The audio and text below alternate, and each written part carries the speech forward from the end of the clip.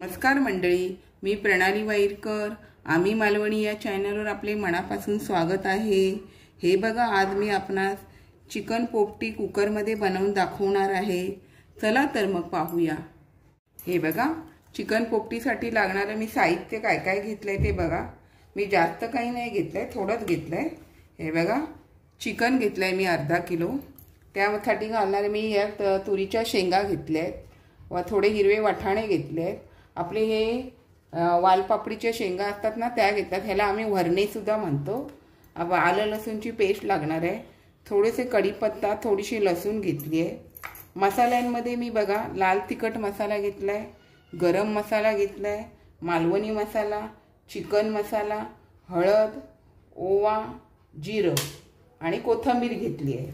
आणि आपल्याला तो भांबुर्डीचा पाला नाही आपल्याकडे असला तर आपण त्यासाठी हे बघा, मुळ्याची थोडी पानं आणि कोबीची पानं आपल्याला वापरायची आहे आणि ह्या कोथिंबीरच्या काड्या. चला तर मग आपण कृती करायला घेऊया. हे बघा, आपल्याला पहिलं चिकन मॅरिनेट करून घ्यायचं आहे. त्यासाठी हे बघा, मी हे 1.5 चमचा, अर्धा किलो चिकन असल्यामुळे जास्त नाही घेतलं आहे, 1.5 चमचा आलं लसूणची पेस्ट घेतली आहे. हे बघा,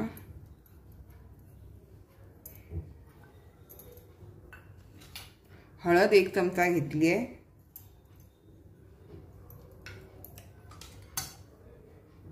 हा आपल्याला लाल तिखट मी 1 आणि थोडंसं जरासं घेते, जास्त नाही घ्यायचं, कारण आपल्याला काय वाटपात जेवण करायचं नाही आहे चिकनचं, त्यामुळे मसाला थोडाच घ्यायचा. हे बघा, गरम मसाला मी हे बघा जरासा चमचा अर्धा घेतलाय. हा मालवणी मसाला पण हे बघा, हा मी 1च चमचा घेते. चिकन मसाला आपण जरा 1 आणि थोडा अर्धा घ्यायचा, कारण त्याने थोडी छान अशी चव येते. आणि आता आपल्याला मीठ घालून घ्यायचं आहे. मीठ बघा, मी हाताने घालते. हे बघा, हे असं जास्त नाही, थोडंसं घालायचं, नाही तर खारट खारट होईल. हे थोडंसं असं आपण हे मीठ ह्यात घालून घेऊया. मी यामध्ये बघा हे कढीपत्ता घालून घेते. ही अख्खी आपली सालासकटची लसूण आहे ना, ती पण मी घालून घेते, छान लागतं. आणि आता आपण हे सर्व एकजीव करून घेऊया. आता मी सर्व एकजीव करून घेते. हे बघा, मी आता हे व्यवस्थित चिकनला मसाले सर्व लावून घेतलेत.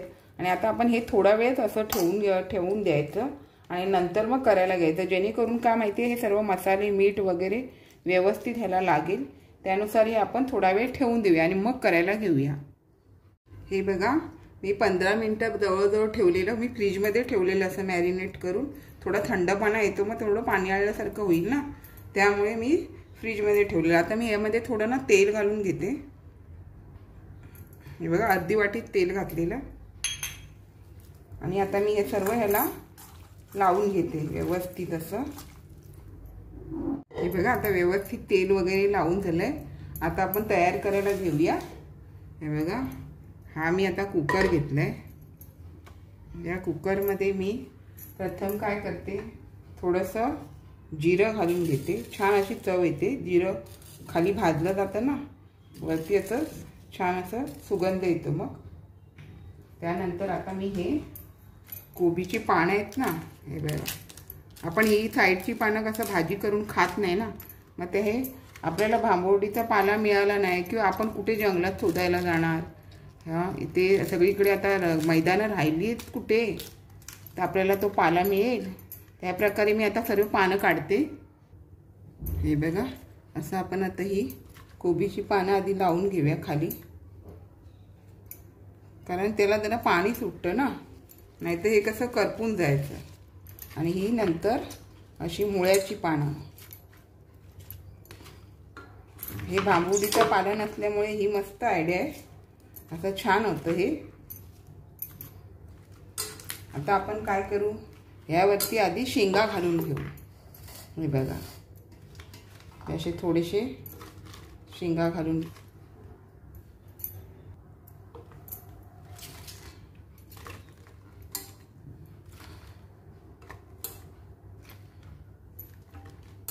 आता शेंगा झाले की आपण त्यावरती ना थोडासा हा ओवा घालून घेऊ.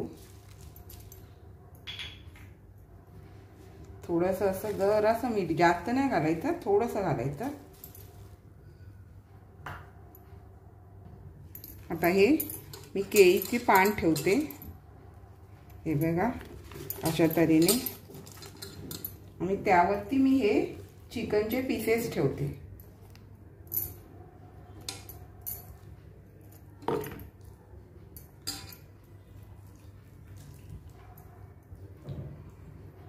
अशा तऱ्हेने हे आपण असं सर्व ठेवून घ्यायचं. आपली मुलं बघा बाहेर जातात, मग आपल्याला मनात थोडी डागडुग होते, कुठे गेली आहेत कुठे गेली आहेत. तर मुलांसाठी आपण असं घरी करून दिलं तरी चालतं. हे बघा आता मी हे असं हे केलंय ना, त्यावरती परत केळीची पानं ठेवते. हे बघा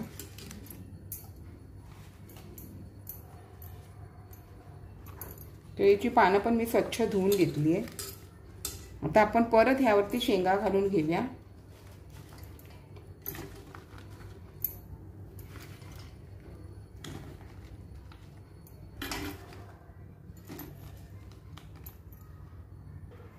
हे बघा आता ह्यावर शेंगा आपण घालून घेतल्या. पुन्हा असा थोडासा असा ओवा घालून घ्यायचा. पुन्हा थोडं मीठ घालून घ्यायचं. पुन्हा असं आपण हे केळीचं पान ठेवून द्यायचं यावरती.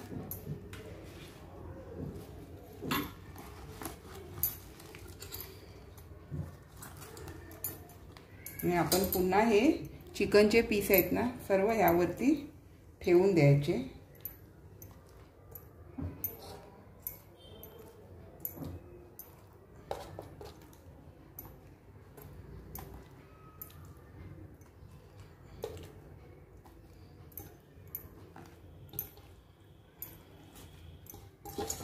हे बघा सर्व मसाले व्यवस्थित लागलेत. आणि असं थोडीशी अशी जागा करून आपण त्यावरती ही अशी अंडी ठेवून घेऊया. आणि ही सर्व कोथिंबीर आहे ना मग वरती सर्व घालून घ्यायची.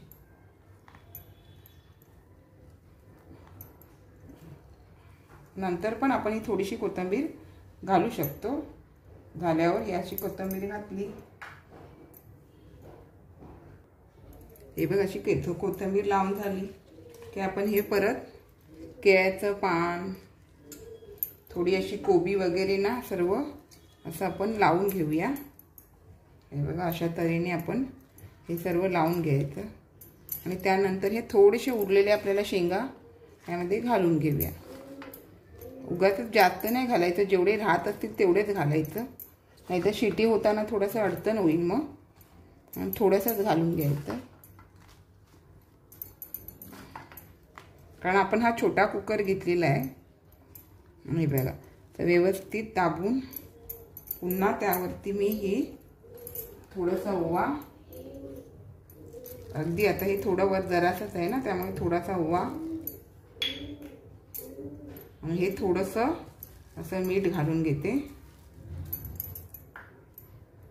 आणि हे बघा नंतर मी ही अशी मुळ्याची पानं आहेत ना ही लावून घेते. बघा आपल्याकडे बांबुडीचा पाला नसल्यामुळे आणि ओलसरपणा हवा ना थोडा चिकनला, त्यामुळे मी हे पानांना कसा ओलसरपणा येतो ना, त्यामुळे असं हे मी अशी पानं सर्व लावून घेते.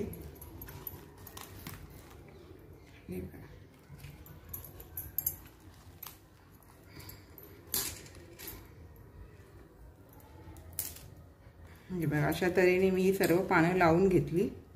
आणि आता आपण हे बंद करून 30 मिनिटासाठी आपण गॅसवर ठेवून देऊया आणि मग बघूया. आता आपण हे 30 मिनिटं बारीक आग करून ना गॅसवर ठेवूया. हे बघा अशा तऱ्हेने आता हे 30 मिनिटासाठी ठेवते आणि पूर्ण मंद अशी आग ठेवते. आणि बरोबर 30 मिनिटांनी मी हे कुकर थंड झाल्याच्या नंतर आपण काढूया. हे बघा 30 मिनिटांनी म्हणजे 35 मिनिटं झाली. मी 35 मिनिटांनी हा कुकर आता खाली घेतलाय. या शेगडीवरनं. आता आपण हा थोडासा थंड होऊन झाल्यावरती ना आपण उघडून बघूया. हे बघा हवा पण नाही आहे, अगदी अलगद असा उघडायचा, नाही तर वाफ वगैरे येऊ शकते. हे बघा छान असं झालंय. हे बघा आता आपण ह्यातली ना ही पानं काढून घेऊया. हे बघा छान असं उकडलंय, मस्त झालंय. तर आपण हे सर्व ना या परातीत ओतून घेऊया. मी त्याच्यामध्ये त्या कोथिंबीरच्या काड्या ठेवलेल्या ना ते भरलेलं, त्यामुळे घातलं नाही. पण बघा हे नंतर दबलं गेल्याच्या नंतर किती खाली जाऊन बसतं.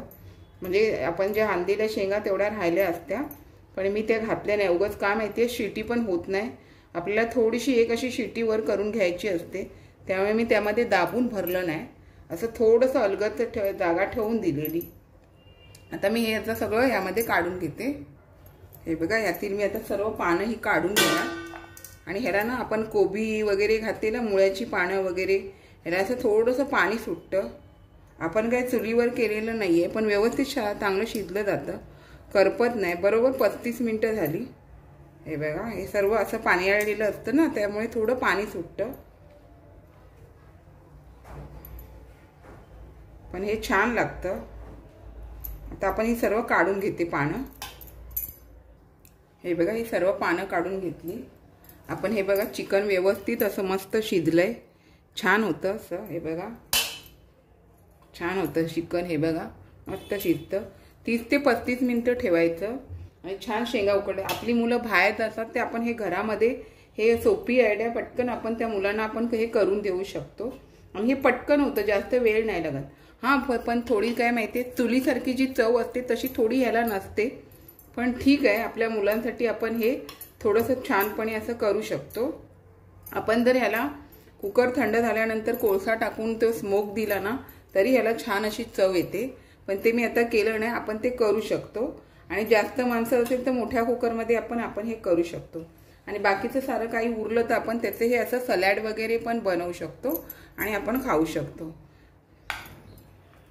हे बघा सलाड बनवायसाठी मी टोमॅटो, काकडी, मुळा, कोथिंबीर, थोडीशी मुळ्याची पानं, कोबीची पानं असं करून घेतलं. आणि ते मी आता सर्व एकत्र करून व्यवस्थित मीठ घालून लिंबू वगैरे पिळून आपल्याला ना हे चिकन बरोबर व्यवस्थित लागणार खाण्यासाठी.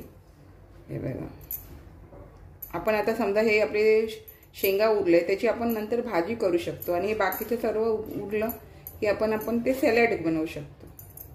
हे बघा ते असं आपण आता हे लिंबू पिळलं, छान लागतं लिंबू पिळून सॅलड. थोडंसं असं चवीपुरता मीठ घालून घ्यायचं. हे बघा आपल्याला ह्या पोपटीबरोबर खाण्यासाठी हे सॅलड पण छान लागतं.